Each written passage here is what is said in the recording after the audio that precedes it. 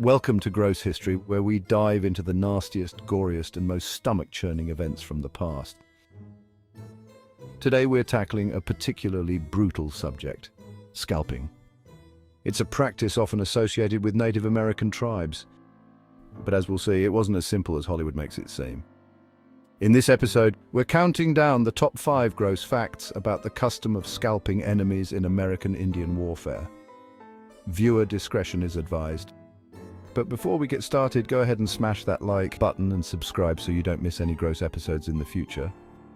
And we want to give a special gross shout out to viewer Katina Botten, who suggested this gross episode.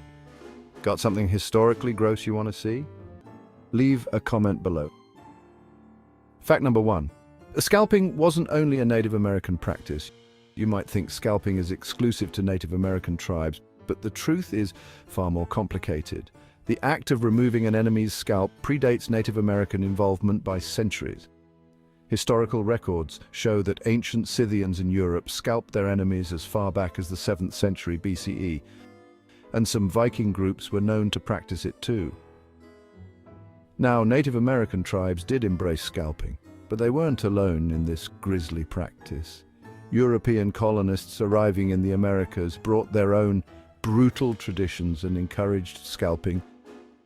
Fact number 2. Scalping bounties were paid by colonial governments. Scalping took a dark turn when colonial governments began offering cash bounties for scalps, not just from warriors, but also from women and children. In the early 1700s, for example, British authorities in Massachusetts offered as much as £100 for the scalp of an enemy adult male. Yes, you heard that right. These payments were used to incentivize killing, and scalps became proof of death. In some cases, colonists and Native American allies hunted entire villages just to claim the reward. The colonists didn't care if the scalp came from a man, woman, or child, as long as it filled the quota. This commodification of scalps made an already grisly practice even worse. Fact number 3. Scalping wasn't always fatal. Believe it or not, surviving a scalping was possible, and some victims lived to tell the tale.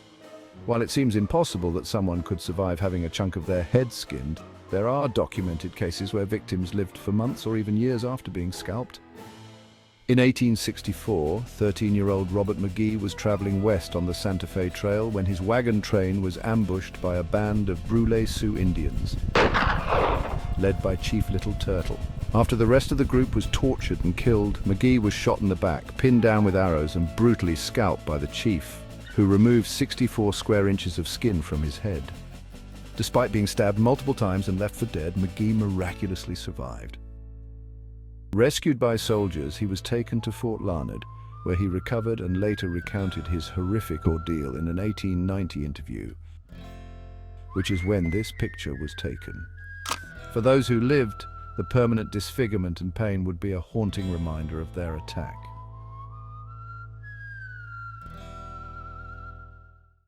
Fact number 4. Scalping techniques varied by tribe. Scalping wasn't a one-size-fits-all operation. Different tribes had distinct techniques for removing the scalp. Some tribes took a small patch from the crown of the head, while others preferred to remove the entire scalp from forehead to neck. The process usually involved cutting around the hairline with a sharp blade, then pulling the scalp away from the skull with swift, forceful jerks. Imagine that, a knife slicing through the scalp, followed by the brutal yank to peel it away from the bone. Fact number 5. Scalps were trophies, but also spiritual objects.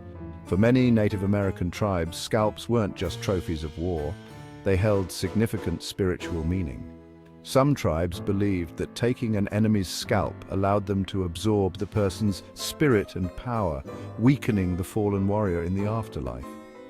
In certain cultures, scalps were used in ceremonial dances or displayed prominently on poles to boast of a warrior's prowess.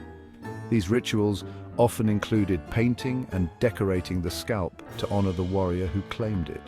On the flip side, losing one's scalp was a huge dishonor, as it was believed to deny the fallen warrior a peaceful journey to the afterlife.